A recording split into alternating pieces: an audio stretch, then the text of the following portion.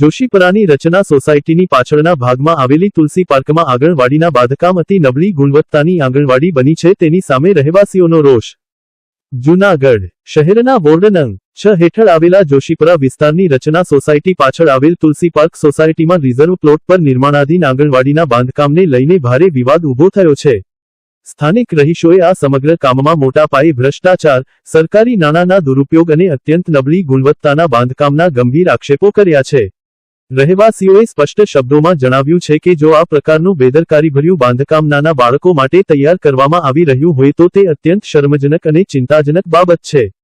રહેવાસીઓના જણાવ્યા મુજબ હજુ બાંધકામ પૂર્ણ પણ થયું નથી, ત્યાં જ દિવાલોમાં ભેજ ઉતરી રહ્યો છે, પ્લાસ્ટર નબળું પડી રહ્યું છે અને અનેક જગ્યાએ બાંધકામની ગુણવત્તા સામે ગંભીર સવાલો ઊભા થયા છે। સંડાસ બાથરૂમ સહિતના કામમાં પણ ભારે બેદરકારી દાખવવામાં આવી હોવાનું સ્થાનિકોનું કહેવું છે। બાળકો માટે બનતી સરકારી ઇમારતમાં જો શરૂઆતથી જ આવી સ્થિતિ હોય તો આવનારા સમયમાં કોઈ મોટી દુર્ઘટના સર્જાય તો તેની જવાબદારી કોણ લેશે? મહાનગરપાલિકાના કમિશનર, બાંધકામ શાખાના અધિકારીઓ, દેખરેખ રાખનાર ઇજનેરો કે પછી કોન્ટ્રાક્ટર?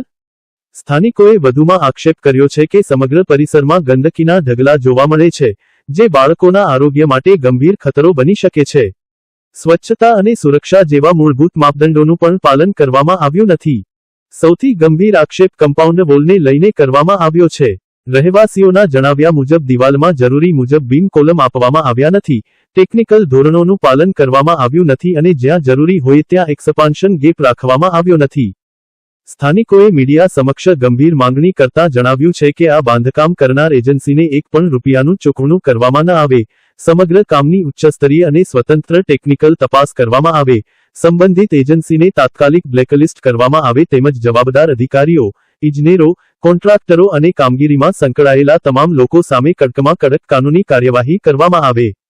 રહેવાસીઓએ ચેતવણી આપી છે કે જો મહાનગરપાલિકાના કમિશનર તાત્કાલિક સ્થળ નિરીક્ષણ કરીને આ સમગ્ર મામલે કડક કાર્યવાહી નહીં કરે તો ઉગ્ર આંદોલન, ધરણા, વિરોધ પ્રદર્શન અને કાનૂની લડત શરૂ કરવામાં આવશે। બાળકોના ભવિષ્ય અને જીવ સાથે ચેડા કરનાર કોઈને પણ છોડવામાં નહીં આવે તેવી સ્પષ્ટ ચીમકી સ્થાનિકોએ ઉચ્ચારી છે। હું નિતેશ વસોયા, રચના ટાઉનશીપનો રહેવાસી, જે ભાઈએ અમારા પહેલા રજૂઆત કરેલી, જે દિવાલની રજૂઆત હતી, એનો ભ્રષ્ટાચાર થયેલો તમે જોઈ શકો છો કે જે નમી ગઈ છે। તો જ્યારે આંગણવાડી ચાલુ થશે ત્યારે બાળકો રમતા હશે તો એની માથે ભગવાન કરે નરનારાયણ પડે તો એની જવાબદારી કોની?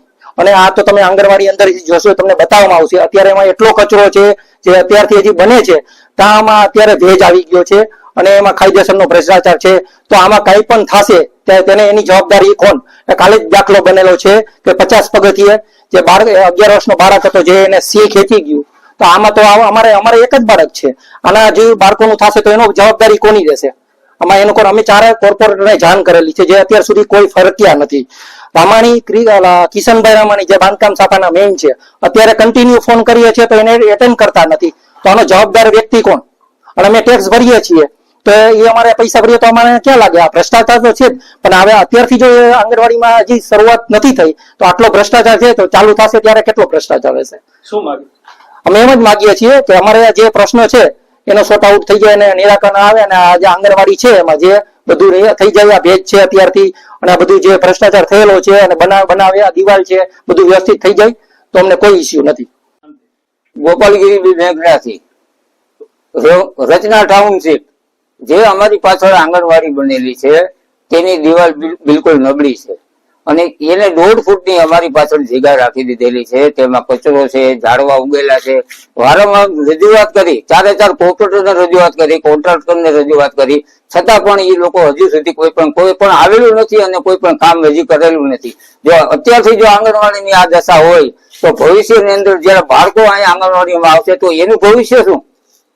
અને દિવાલ બિલકુલ અત્યારે એની ઉપર હાલીએ તો પણ દિવાલ હલે છે, તો પછી અમારા ટેક્સના પૈસા આ રીતે ઉપયોગ કરવાનો, અમારા ટેક્સના પૈસાનો